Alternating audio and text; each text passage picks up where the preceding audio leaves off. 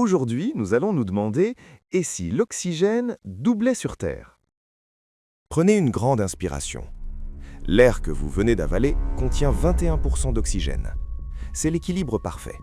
Assez pour vous faire vivre, pas assez pour vous tuer. Mais imaginez que demain matin, sans prévenir, ce chiffre passe à 40%. Au réveil, vous ne remarqueriez rien d'étrange dans le ciel. Il serait juste d'un bleu plus profond, plus électrique. Mais dès que vous poseriez le pied par terre, vous le sentiriez. Une énergie brute. Une clarté mentale absolue. Vous n'auriez plus jamais besoin de café. Vous pourriez courir un marathon sans être essoufflé. Votre cerveau fonctionnerait à 200% de ses capacités. Pendant les premières 24 heures, l'humanité se sentirait invincible. Nous serions devenus des dieux. Mais l'oxygène n'est pas seulement le gaz de la vie, c'est aussi le gaz de la combustion. Et nous venons de transformer la Terre en baril de poudre. Le premier signe de la catastrophe ne viendrait pas de nos corps, mais de nos machines. Avec 40% d'oxygène, la chimie change. Le triangle du feu est dopé aux stéroïdes. Une simple étincelle de moteur à combustion, une explosion. Une cigarette allumée, une torche instantanée. Même le bois humide brûlerait comme de l'essence. Les incendies commenceraient partout. Pas des feux normaux, mais des brasiers blancs, dévorants. Impossible à éteindre avec de l'eau car la chaleur serait trop intense. L'Amazonie, les forêts canadiennes, les villes en bois, tout partirait en fumée en quelques semaines.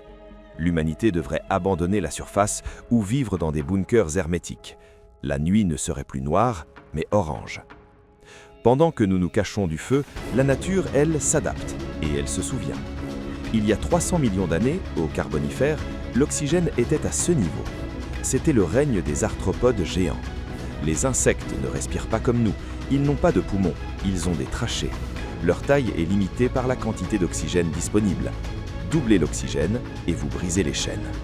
En quelques générations, la sélection naturelle favoriserait le gigantisme. Les araignées de votre grenier atteindraient la taille d'un chat. Les libellules auraient l'envergure d'un aigle, devenant les nouveaux prédateurs du ciel. Les mille pattes deviendraient des tanks blindés de 2 mètres de long, capables de se dresser face à un chien. Nous ne serions plus au sommet de la chaîne alimentaire, nous serions des proies molles et lentes. Et nous, les humains, nous aurions survécu au feu. Nous aurions appris à combattre les insectes géants avec des lance-flammes. Mais il y a un ennemi que nous ne pouvons pas tuer, l'oxydation. L'oxygène est corrosif. Il fait rouiller le fer et il fait rouiller nos cellules. On appelle ça le stress oxydatif. Avec 40% d'oxygène dans le sang, nos radicaux libres détruiraient notre ADN à une vitesse folle. Nous serions plus forts, plus rapides, plus intelligents, mais nous vieillirions 2 fois plus vite. À 25 ans, vous auriez les rides d'un cinquantenaire. L'espérance de vie chuterait à 35 ou 40 ans. Une vie intense, brillante, héroïque et brève, comme une bougie brûlant par les 2 bouts. Si l'oxygène doublait demain, la civilisation telle que nous la connaissons s'effondrerait en flammes. Mais la vie, elle, exploserait. Une vie plus grosse, plus bruyante, plus violente.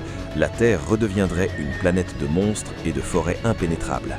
Et nous, les humains, nous ne serions plus les propriétaires de ce monde.